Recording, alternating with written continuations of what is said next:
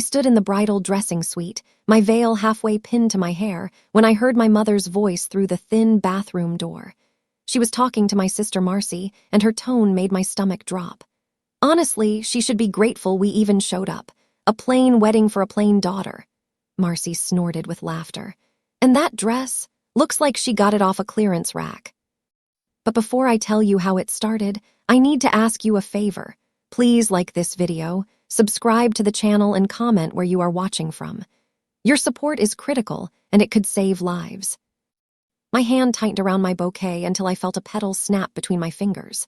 Something inside me cracked, not broke, cracked, because I'd been breaking for years under their words, their dismissals, their constant comparisons. But this was my wedding day, the one day that should have been mine, and they couldn't even give me that. My throat felt tight, my vision blurred at the edges, but I didn't cry. Instead, I felt something cold and clear settle into my chest. They had no idea what was coming. My name is Callie Ward. And if you think I let that moment destroy me, wait until you hear what I did next. I pushed the bathroom door open just a crack, just enough to hear the rest of what they were saying. My mother's voice continued, dripping with disdain. She's the disappointment we can't get rid of, always has been. Marcy laughed again, that cruel little giggle I'd heard my entire life. At least the reception will be over quickly, small and cheap just like her. They thought I couldn't hear them. They thought I was too busy, too distracted, too focused on getting ready to notice them tearing me apart. But I heard every word, every insult, every dismissal, and suddenly I understood why they felt so comfortable saying these things on my wedding day. They'd been saying them to me my whole life, to my face, behind my back, in whispers and in silence. They believed I was nothing. They believed I would always be nothing, and that belief had made them careless, reckless. They had no idea how wrong they were. My mind flashed back to childhood. I was 10 years old, sitting at our old upright piano, practicing for hours until my fingers ached. I'd learned an entire piece by heart, Beethoven, something complicated that took me weeks to master. When I finally played it for my parents, they clapped politely and went back to their newspapers. Then Marcy, who was 8, walked over to the piano. She banged on the keys randomly for maybe 5 seconds. Complete chaos. No rhythm, no melody, just noise. My mother jumped to her feet, clapping wildly. "Oh, Marcy, you're so naturally talented. Did you hear that, honey?" My father looked up from his paper and smiled. "That's our girl, a natural performer." I sat on that piano bench, my carefully practiced piece already forgotten, and learned something important.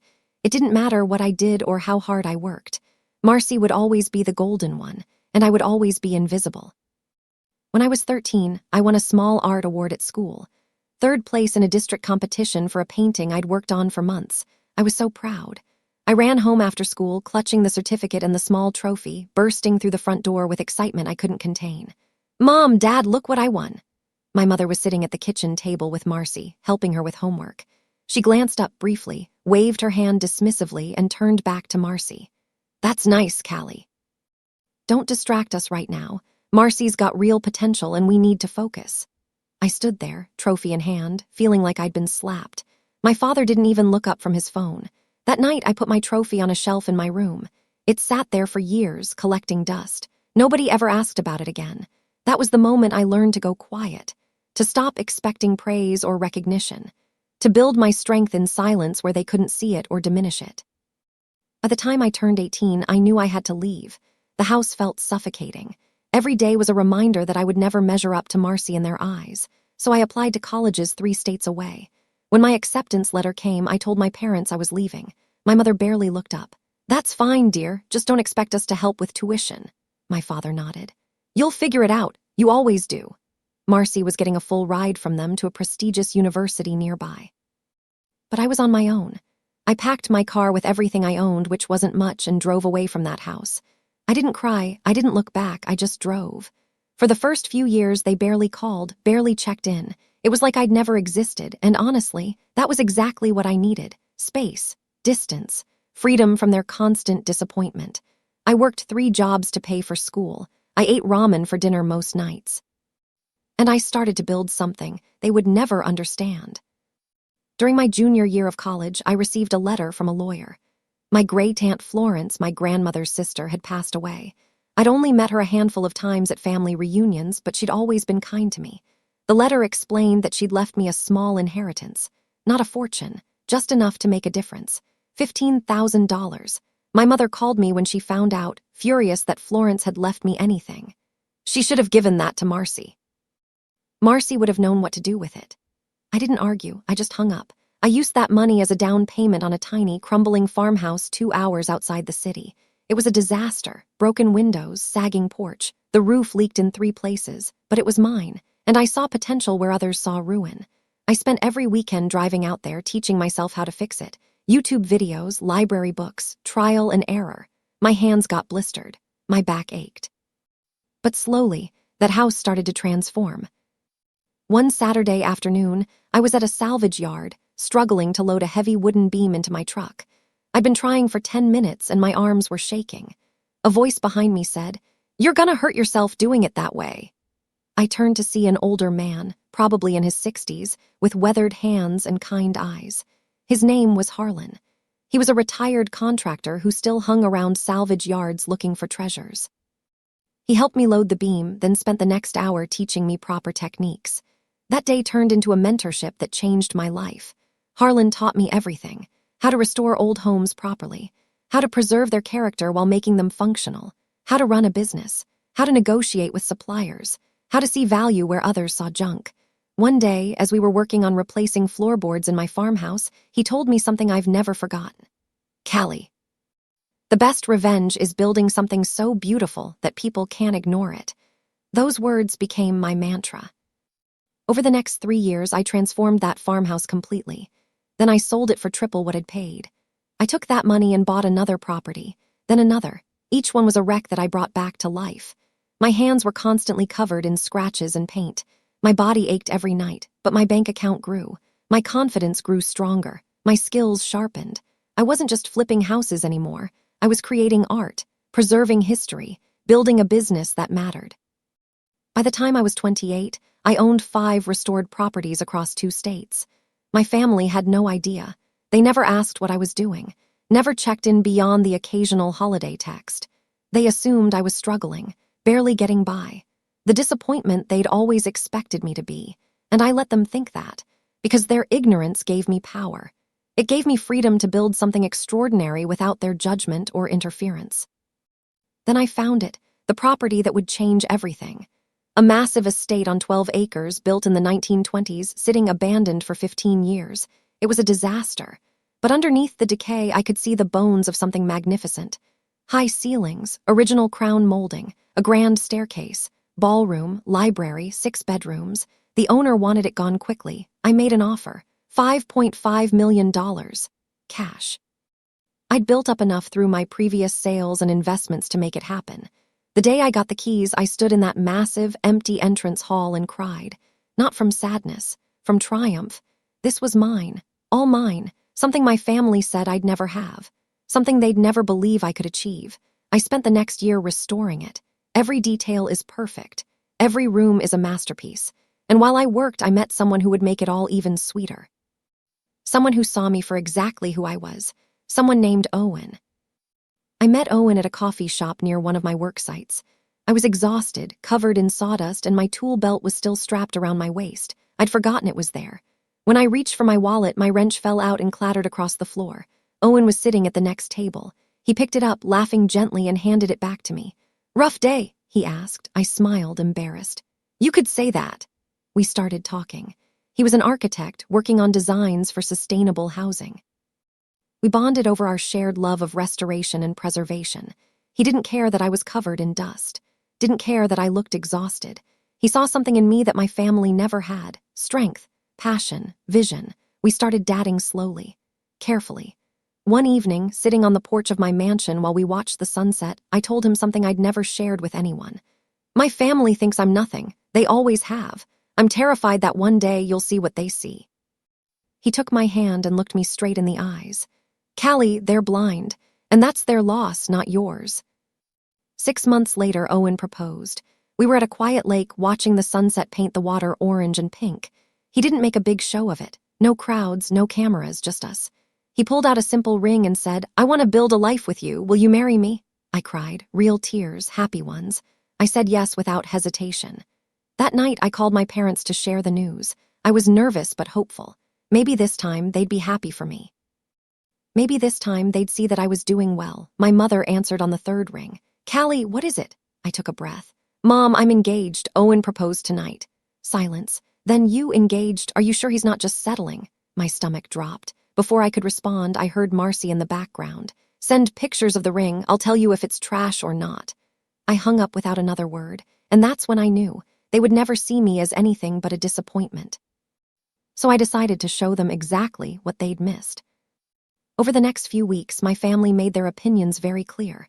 They insisted I shouldn't aim for anything too extravagant with the wedding. My mother called and said, with that patronizing tone I knew so well, "A small backyard wedding would really fit your situation, dear. Nothing wrong with keeping it simple." My father agreed. "No need to go into debt trying to impress people. Keep it practical." Marcy sent me a text. "Just make sure it's not embarrassing for the rest of us. Keep it classy and small." They thought they were being helpful, giving me realistic expectations. But what they were really doing was showing me once again that they saw me as less than, as someone who didn't deserve beauty or celebration or joy. I smiled when I read their messages because they just walked right into the trap I needed. They'd given me the perfect setup. I told them I'd keep things simple. A small church ceremony, nothing fancy, and they believed me. Why wouldn't they? They'd spent my entire life underestimating me. I booked the tiny country church they wanted. Let them think I was following their advice. Let them believe I was staying in my lane. Meanwhile, I planned something else entirely. The real reception would be at my mansion. The one they didn't know existed. I hired staff, a full catering team, florists, musicians, event coordinators. I made them all sign confidentiality agreements. No social media posts, no advance photographs, nothing that could leak back to my family before the wedding day. I wanted a complete surprise, complete shock. I wanted them to walk into that building with all their smug assumptions intact, and then I wanted to watch those assumptions shatter. Every detail was planned with precision. The flowers, the food, the lighting. Everything was designed to be so far beyond their expectations that they'd have no choice but to see what I'd become, to see what they'd missed, to realize that the daughter they dismissed had built something extraordinary, something they could never have imagined. And I did it all without them, without their support, without their belief, despite them. 2 weeks before the wedding, I had a close call. I was meeting with the florist at the mansion, finalizing arrangements for the grand staircase. We were standing in the entrance hall, and I was pointing out where I wanted the arrangements placed. The florist, a woman named Helena, suddenly stopped mid-sentence and stared at me. "Wait, you're Callie Ward, you're the owner of this property." My heart jumped. I'd been careful not to let any vendors know my connection to my family. "Yes," I said carefully. "That's right." Helena's eyes went wide. "I did flowers for a Ward wedding at Ward 5 years ago. Your sister's wedding, Marcy Ward." My blood went cold. If Helena connected the dots and mentioned this to anyone in my family, the surprise would be ruined. I took a breath and stepped closer. "Helena, I need you to keep this confidential. My family doesn't know about this property. It's very important to me that it stays a surprise." I pulled out my checkbook and added a substantial tip to her payment. "Can I trust you with this?" Helena looked at me for a long moment, her expression shifting from surprise to understanding. Then she smiled, a real smile. "Your sister was awful to work with, treated me like a servant, complained about everything, made impossible demands." She tucked the check into her pocket. "Your secret's safe with me, and honestly, I can't wait to see her face." I felt relief wash over me. "Thank you." Helena patted my arm. "Whatever you're planning, honey, they deserve it." I could tell 5 years ago that the family didn't appreciate you. As she left, I realized something. I wasn't the only one who'd seen the truth about my family. Other people had noticed too. The way they treated me, the way they dismissed me. I wasn't crazy. I wasn't oversensitive. They really were as cruel as I'd always known them to be. And soon, everyone would see it. The rehearsal dinner was 2 days before the wedding. I kept it small and simple at a local restaurant. But even there, my family couldn't help themselves. We were all seated around a long table. Owen's family was warm and welcoming. They'd asked about my work, my interests, my life. They actually listened when I spoke. My family, on the other hand, spent the entire dinner talking about Marcy, her job, her house, her accomplishments. I sat quietly, holding Owen's hand under the table, waiting for the inevitable. And then it came. My father stood up with his wine glass raised. "I'd like to make a toast," he announced. Everyone went quiet, turning to look at him. I thought just for a moment that he might actually say something nice about me, about Owen, about our future, but I should have known better. "To Marcy," he said, his voice proud. "The pride of our family, we're so lucky to have a daughter who's made us so proud." He raised his glass toward Marcy, who beamed. My mother raised her glass too. "To Marcy." I sat there, frozen. On the eve of my wedding, my father was toasting my sister. Owen's hand tightened around mine. I could feel his anger, but I squeezed back, silently telling him it was okay. Because in that moment, I made my final decision. Tomorrow, everything would change. The morning of my wedding arrived. I woke up early in a hotel room away from my family's chaos. I spent the morning getting ready alone exactly how I wanted it. Hair, makeup, dress, everything perfect. Then I drove to the church where my family was already waiting. I entered the bridal suite and immediately the atmosphere changed. My mother looked me up and down. "Well, I suppose that dress will do." Marcy circled me like a predator. "Your hair is a little flat. Here, let me fix it." She reached up and messed with my carefully styled hair, pulling pieces loose and making it worse. I caught her eye in the mirror and saw the satisfaction there. She wanted me to look bad, wanted me to feel small, but I said nothing, just fixed my hair again after she walked away. My mother kept making little comments. "Hopefully the ceremony doesn't run long. We have that dinner tonight." Marcy nodded. "Yeah, let's not drag this out." They were treating my wedding like an inconvenience. As I was putting on my jewelry, I reached for my grandmother's necklace. The one she'd left me when she passed, my something old. The one piece of family history I actually cherished. It was gone. I'd set it on the counter 10 minutes ago. Now the space was empty, my heart raced. "Has anyone seen my grandmother's necklace?" I asked. My mother barely looked up. "You probably misplaced it, dear. You've always been forgetful." Marcy shrugged. "Maybe you left it at the hotel." But I knew I hadn't. I'd brought it here specifically. I'd seen it on the counter, and only one person had been alone near that counter in the past 10 minutes. Marcy. I looked at her carefully, watching her expression. She met my eyes with complete innocence, but I knew what she'd done. I started searching, moving carefully so I wouldn't wrinkle my dress, and then I saw it. The corner of Marcy's purse was slightly open. Something gold glinted inside, wrapped in tissue paper. I walked over and opened Marcy's purse. There, wrapped carefully in white tissue, was my grandmother's necklace. Marcy's face went pale. "What are you doing going through my stuff?" I held up the necklace. "Looking for this." My mother rushed over. "Oh, there it is. See, you did misplace it. It must have fallen into Marcy's purse somehow." The lie was so blatant it was almost funny. Almost. Marcy grabbed the necklace from my hand. "Here, take it. God, you're so paranoid." I could have called her out. Could have made a scene, could have demanded an apology, but I didn't, because I'd learned something important over the years. Sometimes the best revenge isn't confrontation. It's letting people's arrogance destroy them on its own. I put the necklace on, fixed my veil, and smiled at my reflection. "It's time for the ceremony." And just like that, justice began, not with shouting or tears, but with quiet, calculated precision. The ceremony itself was simple, just like they wanted. Just like they expected. I walked down the aisle of that little church with my head high. Owen stood at the altar, looking at me like I was the only person in the world. We said our vows. Simple, honest, true. My family sat in the front row, looking vaguely bored. My mother checked her phone twice during the ceremony. Marcy yawned, but Owen's family watched with tears in their eyes. They clapped when we kissed. They stood and cheered. The contrast was stark. When the ceremony ended, I caught my mother whispering to Marcy. "Well, that wasn't too painful. Now we just have to get through the reception." "Shouldn't take long," Marcy whispered back. "Yeah, how much food can they afford for a backyard reception? Probably just chips and punch." They thought they were being quiet, but I heard every word.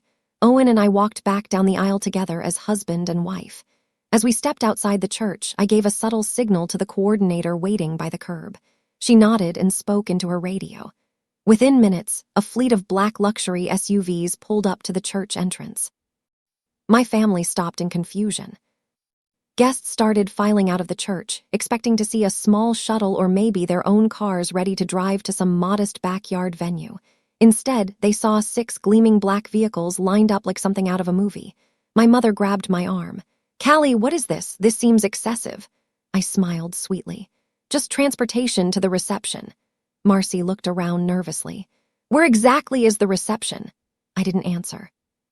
Just gestured for everyone to get into the vehicles. Owen squeezed my hand as we climbed into the lead car. His eyes were dancing with excitement. He knew what was coming. My family piled into the second vehicle, their faces confused and slightly uncomfortable. They weren't used to being out of control. We weren't used to not knowing what was happening. As the vehicles pulled away from the church, I watched through the tinted windows as my mother kept trying to figure out where we were going. We drove through town, then out into the countryside, past farms and fields. Then we turned onto a private road. The vehicles approached a massive iron gate. Security guards opened it smoothly, and we drove through onto a long, tree-lined driveway. Through the windows, I could see my family's faces changing. Confusion turned to shock. The driveway curved, and then the mansion came into view, all 3 stories of it. The restored stone facade, the manicured gardens, the fountain in the circular driveway. The ballroom windows are glowing with warm light. It looked like something from a magazine, because it was that beautiful. The vehicles stopped in front of the main entrance. Uniformed attendants opened the doors, helping guests out. My mother stepped out slowly, staring up at the building with her mouth open. Marcy looked like she'd been slapped. "Who paid for this?" my mother whispered. "Whose property is this?" I stepped out of the lead vehicle, Owen by my side, and smiled. "You'll see." Staff members in elegant uniforms guided guests toward the entrance. My family followed, looking completely lost. I'd never seen them so uncertain before. It was beautiful. Inside, the entrance hall took everyone's breath away. The grand staircase curved up to the second floor, wrapped in thousands of white flowers. Crystal chandeliers cast warm light across the restored hardwood floors. A string quartet played softly in the corner. Servers circulated with champagne and appetizers. It was elegant, sophisticated, expensive, everything my family said I'd never have. I walked to the base of the grand staircase and turned to face the guests. Everyone went quiet, looking at me expectantly. I took a breath and spoke clearly. "Thank you all for coming to celebrate with us today. Owen and I are so grateful to share this day with you." I paused, letting the moment build. "And I want to thank you for coming to my home." The words hung in the air. My mother's face went white. Marcy's mouth fell open. Whispers rippled through the crowd. "This is your house?" someone asked. I nodded. "Yes. I've spent the past several years building a home restoration business. This property is my latest project. And now, it's where Owen and I will build our life together." My mother found her voice. She stepped forward, forcing a smile that looked painful. "Callie, darling, I always knew you had potential. We always believed in you." The lie was so blatant that several guests actually looked uncomfortable. Owen's mother raised an eyebrow. One of my cousins coughed awkwardly. But I'd prepared for this moment. I pulled a small remote from my clutch and pressed a button. The string quartet stopped playing. Speakers hidden throughout the hall came to life. And then my mother's voice filled the room. Crystal clear, recorded that morning in the bridal suite. "A plain wedding for a plain daughter." Marcy's laugh. "That dress looks like clearance." My mother again. "She's the disappointment we can't get rid of." The recording played for 30 seconds, every cruel word, every dismissive comment, every insult they'd thrown at me thinking I couldn't hear. The room was completely silent. My mother's face went from white to bright red. Marcy looked like she wanted to disappear. Guests stared at them with expressions ranging from shock to disgust. When the recording ended, I spoke again. I looked at my mother calmly, not with anger, not with tears, just with clarity. "You've spent my entire life telling me I wasn't enough, that I'd never amount to anything, that I was the daughter you couldn't get rid of." I gestured around the beautiful hall. "But I built this without your help, without your support, without your belief. I built a business, a life, a future. And I did it because you taught me the most important lesson of my life." I paused. "You taught me that I didn't need your approval to succeed." My mother opened her mouth, but no words came out. Marcy looked down at her shoes. My father, standing behind them, looked genuinely stunned. I turned away from them and took Owen's hand. "Now, if you'll excuse us, we have a reception to enjoy with people who actually love us." Owen and I walked past them, through the crowd of supportive faces, and out into the garden where dinner was being served under twinkling lights. Behind us, my family stood frozen in the entrance hall, undone by their own cruelty, exposed by their own words, and I felt nothing but peace, because sometimes the sweetest revenge isn't destruction. It's simply becoming everything they told you you'd never be. In the end, I didn't just survive, I transformed. Their betrayal became my fuel, and my peace became the final revenge. If you felt this journey, make sure you subscribe, hit that like button, and tell me in the comments where you're watching from.